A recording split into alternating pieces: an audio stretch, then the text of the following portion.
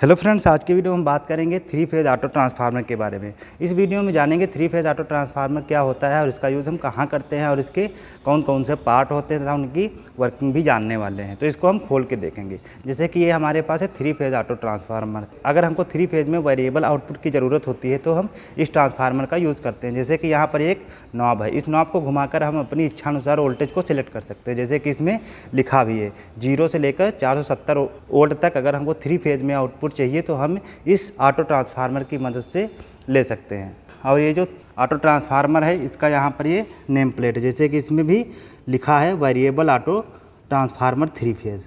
ये three phase का auto transformer है और इसका ये नेम प्लेट है और यहाँ पर इसके स्पेसिफिकेशंस दिया हुआ है। जैसे कि देख सकते हैं, connection for maximum output voltage in input equal. अगर इनपुट के इक्वल हमको आउटपुट चाहिए होंगे तो हम यहाँ पर इनपुट में A1 A2 A3 में कनेक्ट करते हैं और आउटपुट हम कहाँ से लेते हैं E1 E2 E3 में।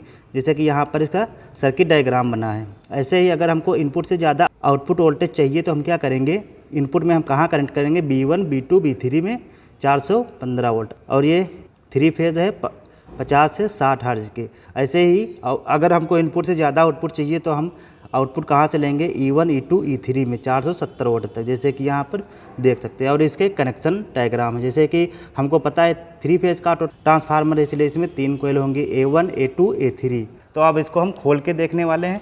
और थ्री फेज़ ऑटो ट्रांसफार्मर ये नॉब होती है, इसका कनेक्शन जैसे कि हमने आप देख सकते हैं, इसको हम खोल लिया है और इसमें आप देख सकते हैं कि यहाँ पर इसमें 3 कोयल होती हैं, जैसे कि दिख रहा होगा। यहाँ पर एक ये कोयल है, एक ये कोयल है और एक सबसे नीचे वाली कोयल है। तो इस ऑटो ट्रांसफार्मर में 3 कोयल होती हैं। इसमें 3 कोयल इसलिए होती हैं क्योंकि ये थ्री फेज़ का ऑटो ट्रांसफार्मर होता है। और ये जो नॉब होती है, नॉब का कनेक्शन यहाँ पर तीनों कोयल से होता है। देख सकते हैं, अगर हम इस नॉब को घुमाते हैं तो ये पूरा कॉन्टेक्टर तीनों में जो लगे हुए हैं ये घूमता है, ये इस तरह से।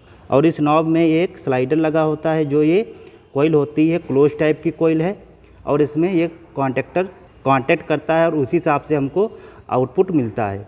जैसे कि आप देख सकते हैं, इसको अगर नॉब को घुमाते हैं तो ये भी घूमता है। और यहाँ पर इसकी टेपिंग की गई है, यहाँ से इसके हम आउटपुट को कम या ज़्यादा कर सकते हैं। तो ये तीनों जो कोयल है, तीनों कोयल में सेम ही ऐसे ही टेपिंग है। और ये तीनों जो कोयल हैं उनकी रेटिंग सेम ही है। इनमें जो वायर यूज़ किया गया है सेम वायर यूज़ किया गया है। और यहाँ पर इसके ये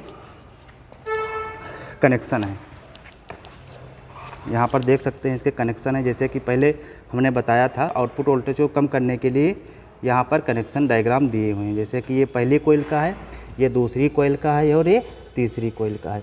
तो इस तरह से थ्री फेज़ का ऑटो ट्रांसफार्मर होता है। और ये थ्री फेज़ का वेरिएबल ऑटो ट्रांसफार्मर है। अगर ऐसे ही सिंगल फेज़ ऑटो ट्रांसफार्मर होगा तो उसमें 3 कोयल ना होकर उसमें केवल एक ही कोयल होती है। और यहाँ पर इनपुट और आउटपुट के लिए वायर है। यहाँ से हम इनको इनपुट देते हैं और यहाँ से हमको आउटपुट मिलता है। जैसे कि इसमें देख सकते हैं 3 फेज़ होंगे और एक न्यूट्रल होगा। यहाँ पर आउटपुट में ऐसे ही इनपुट में 3 फेज़ और एक न्यूट्रल होता है, जिसका कनेक्शन यहाँ से देख सकते हैं इस तरह से।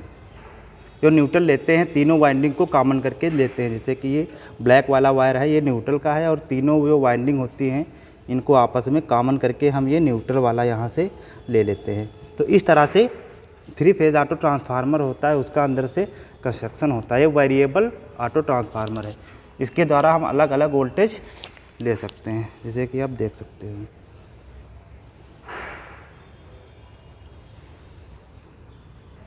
और यहाँ पर ये नॉब है, नॉब को घुमाते हैं तो कॉन्टेक्टर, तीनों कॉन्टेक्टर जो होते हैं एक साथ ही घूमते हैं जैसे। और जब हम घुमाते हैं इसको तो क्या होता है, जो वोल्टेज होता है वो कम ज़्यादा होता है। जैसे कि अगर हम इसको इधर घुमाएंगे तो वोल्टेज कम होता है और जैसे हम इसको इधर घुमाएंगे तो वोल्टेज बढ़ता है। तो इस तरह से कोई जो थ्री फेज़ का वेरिएबल ऑटो ट्रांसफार्मर होता है वो काम करता है।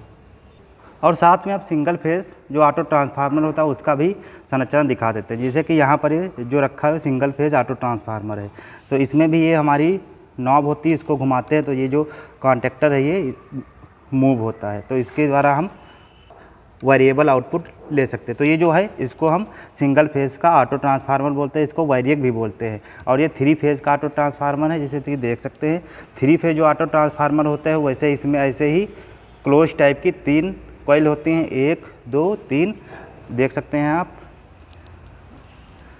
और जो सिंगल फेज़ का ऑटो ट्रांसफार्मर होता है उसमें एक ही कॉइल होती है। तो ये सिंगल फेज़ ऑटो ट्रांसफार्मर का कंस्ट्रक्शन है और ये 3 फेज़ ऑटो ट्रांसफार्मर का कंस्ट्रक्शन है। सिंगल फेज़ में हम केवल सिंगल फेज़ देते हैं, इसमें एक फेज़ होता है और एक न्यूट्रल होता है, और आउटपुट में भी ऐसे एक फेज़ होगा और एक न्यूट्रल होगा। तो ये जो है ये सिंगल फेज़ का है।